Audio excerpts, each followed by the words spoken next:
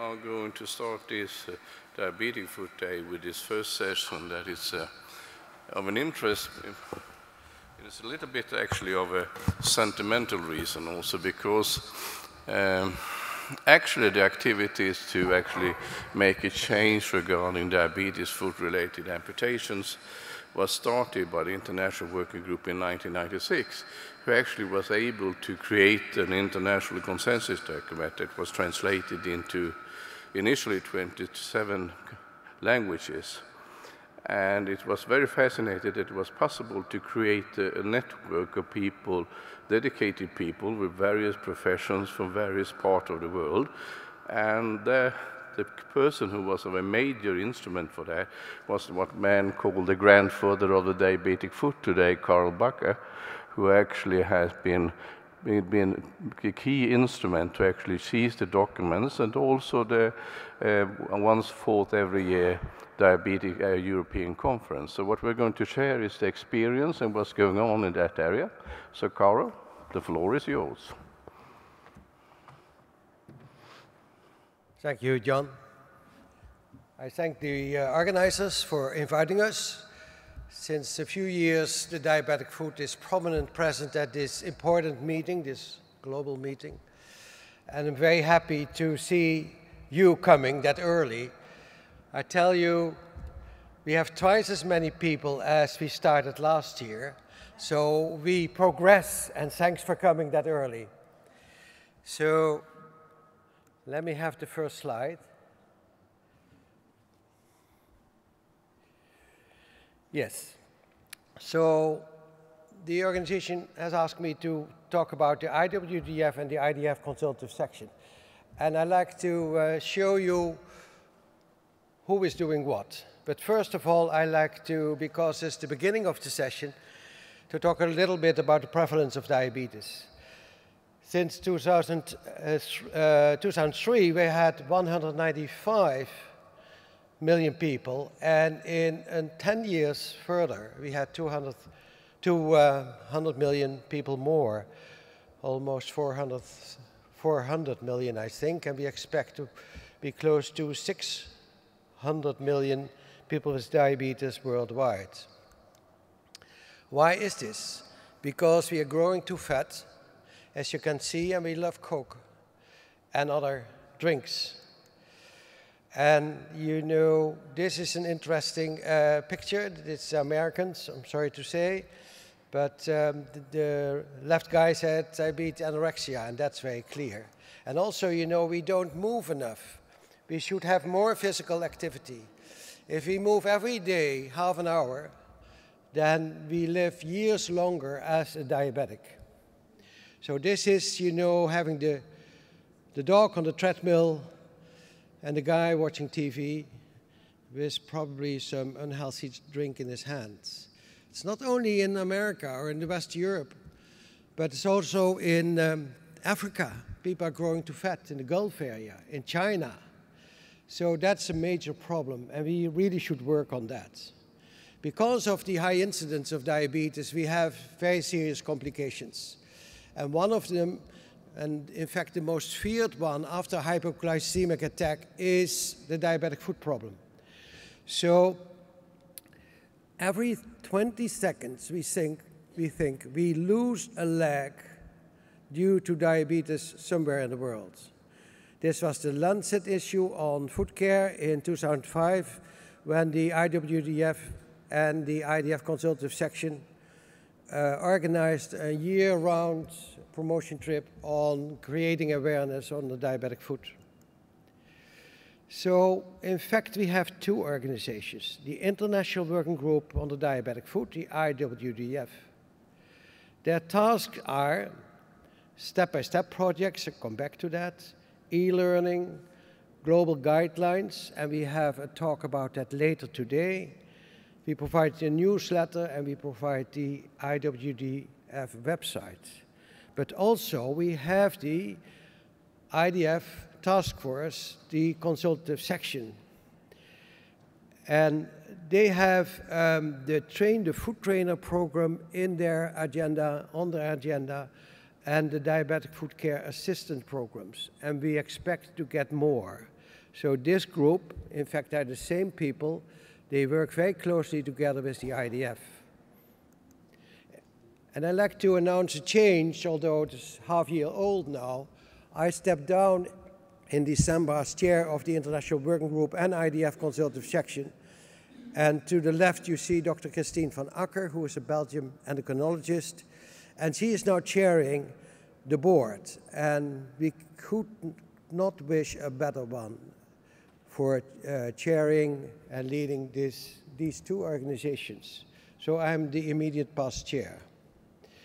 I'd like to talk a little bit about the step-by-step program. In March 2003, 11 years ago, we met the World Diabetes Foundation board in Tanzania at the clinic of Dr. Abbas in Dar es Salaam in Tanzania. And we convinced them that we should do something on food care worldwide. And they agreed.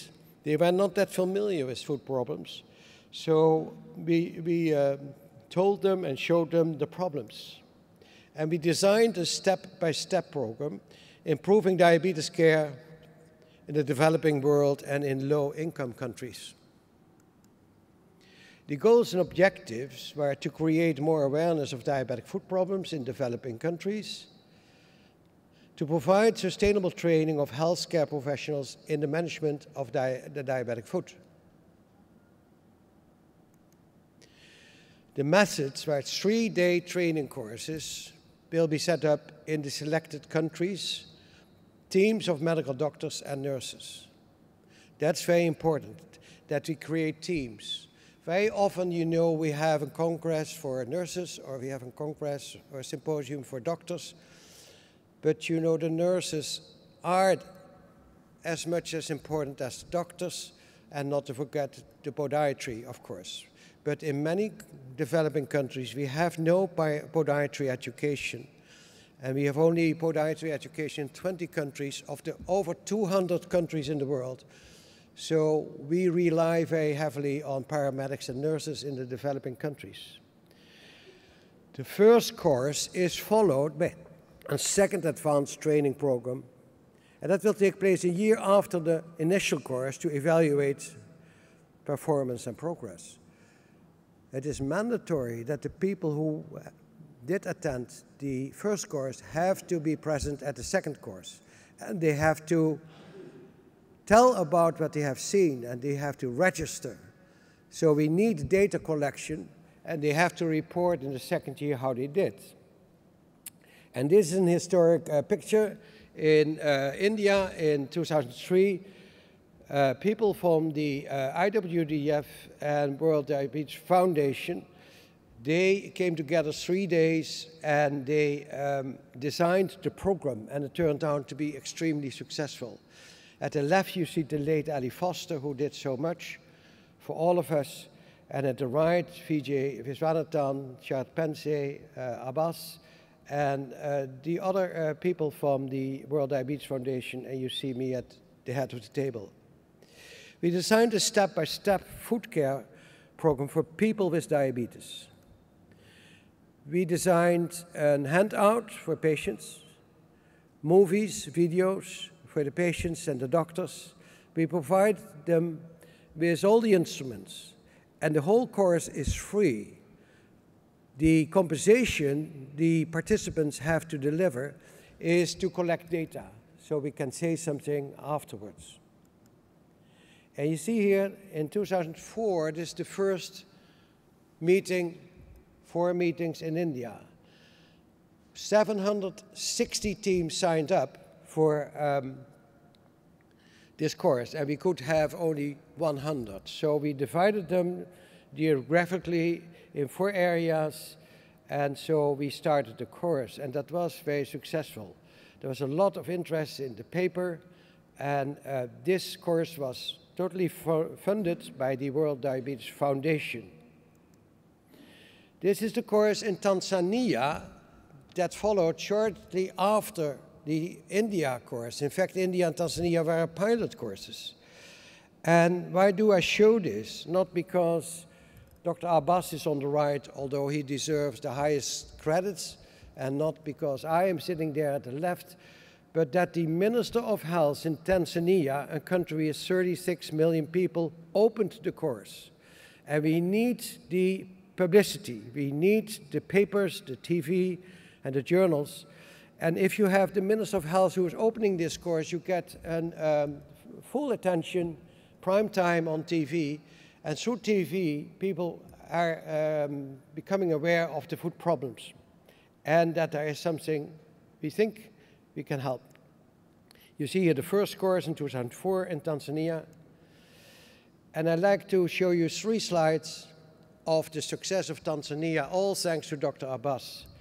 In 2004, there was 1 clinic in Dar es Salaam, Dr. Abbas clinic. I showed already a picture of that the World Diabetes Foundation board was visiting that clinic. And only 6-7 years later, there were 43 clinics. And that was an amazing success.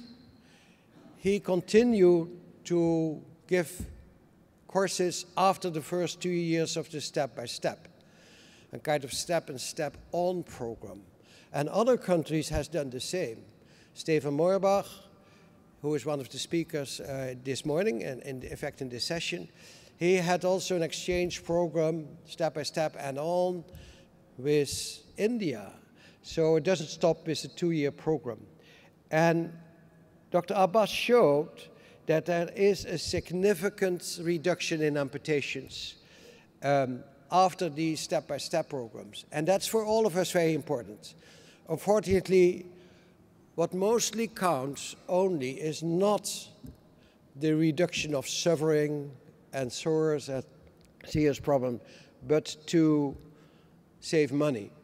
So as soon as you can show that you save money, doors are opened. And that counts for the Western world, but also for the developing world. And thanks to this article in 2011 in the Wound Journal, we know now for the first time that these step-by-step programs really pay off. Another important course was in Egypt, and we will hear more about it later on in this session. But I show you only, the faculty, 3 very strong ladies, Dr. Hanan Gabish at the right, and 1 professor, a male professor. And I was in the faculty as Steven Moorbach was, and we are somewhere behind in the back. But it was a very successful program, and we'll hear more about it. And you see here how we worked or teaching about cutting nails and inspection. And the most important thing I said already is this doctor from Alexandria, Port Said, who has all the maps with all the data of the collected data in the past 2 years. And thanks to this data collection, we know if we are doing well. Another successful program was the IDF partnership with Rotary, and in particular Rotary Club of Ledbury in the UK, a small Rotary Club with 35 people, members. They collected almost $500,000 in the last 10 years for setting up a program in the Caribbean. And you see here Andrew Perry at the right, the chair of this organization of the Rotary Club, and Phil Riley, the IDF PR man at that time. 10 islands or countries, they have had a step-by-step program. And that was extremely successful, backed by the government and the local association. So after 10 years, we can say that we have now set up 22 programs, step-by-step programs, 7 in Africa, 10 in the Caribbean, and 5 in other countries. And of course, in the pilot countries, India and Pakistan and Tanzania. Now, having this success, we cannot man as faculty all these interests in step-by-step programs. So we changed our policy. The step-by-step development and research group designed a new program. It's called Train the Food Trainer course, chaired by Christine van Akker, the present president of our organization. And that means that we train the local top educators of the countries how to set up a step-by-step program, because all the countries, they have outstanding teachers themselves, and we don't have to fly into the Caribbean, to India. We should use their own specialists in this field. So we designed the Train the Food Trainer course, and the first one was in December 2012 in Brasilia, in Brazil. And 20 countries, you know, 14 countries with 58 delegates were trained for 3 days. Also, how to collect money for these programs. And that turned out to be very successful. Only 1 year after the start, 80% of the countries, and that's all the countries from South America, started already with a step-by-step program. And that's a fantastic result. And you can see here the successful faculty.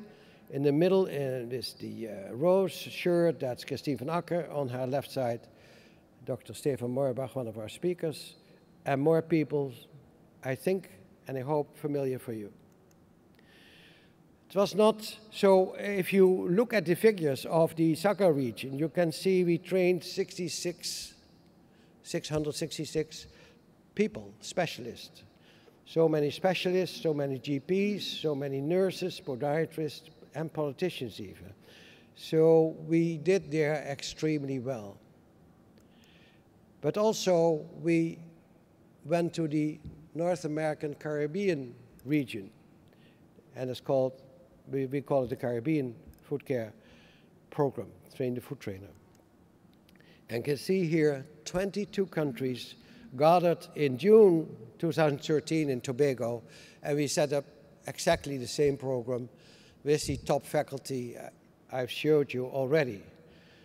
And we hope and we think that we get quite a sufficient result also from this region, which is so important because there is a very high incidence of diabetes and a high incidence and prevalence of food problems. And you see here a picture from Tobago, and here you see the faculty and all the members from that Tobago course not only a year ago. You see here Neil Bakker, one of the podiatrists from England, very outstanding teacher to teach the people. Now, a last program the IDF Consultative section is doing is to create and to perform a diabetic food care assistance program. As I told you, we have very few countries with podiatry education, professional, 20 countries. And we estimate that about in 35 countries we have podiatries working. So in all the other 170, we have to fill the gap. And we designed a diabetic food care program for assistance. And that's was launched already in 2008, but because of a lack of funding, we did not concrete, or how do you say that? We did not perform yet, but I'm very happy.